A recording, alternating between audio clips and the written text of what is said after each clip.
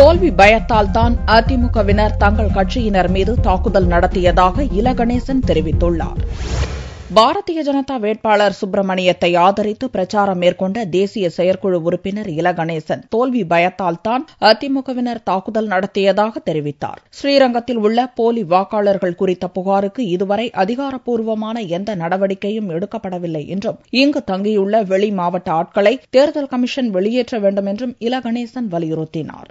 பாரதிய ஜனதா கட்சி மீது தாக்குதல் நடத்தியதற்கு தோல்வி பயத்தின் காரணமாகத்தான் வீடுபீடாக பணம் கொடுக்கிறார்கள் என்று குற்றம் சாட்டியது போல ஒரு தோல்வி பயம் ஏற்பட்டு, அது மாத்திரமல்ல, இந்த தொகுதியில் அவர்களே எதிர்பாராத அளவுக்கு பாரதிய ஜனதா கட்சி தீவிரமாக பிரச்சாரம் செய்வதும் மக்கள் பாரதிய ஜனதா கட்சிக்கு ஆதரவாக திரும்ப தொடங்கியிருப்பதும் உணர்ந்த காரணத்தால் ஏற்பட்ட விரக்தியின் வெளிப்பாடு.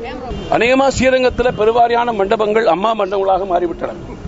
அதனால் அதை கண்டறிந்து அதில் இருக்கிற வெளிப்பகுதி வந்த அத்தனை பேரையும் வெளியேற்ற வேண்டும். கள்ளத்தனமான பதிவான வாக்குகள் நீக்கப்பட வேண்டும். முறையான தேர்தல் நடத்தப்படுகிறது என்பதை தேர்தல் ஆணையம் உத்தரவாதம் தர வேண்டும். இடைத்தேர்தலில் அதிக அளவு பணப்பட்டுவாடா சம்பவம் நடப்பதாகவும் இதை தடுக்க நடவடிக்கை எடுக்க வலியுறுத்தியும் திமுகவினர் தேர்தல் சிறப்பு பார்வையாளர் அனில்குமாரிடம் மனு அளித்தனர்.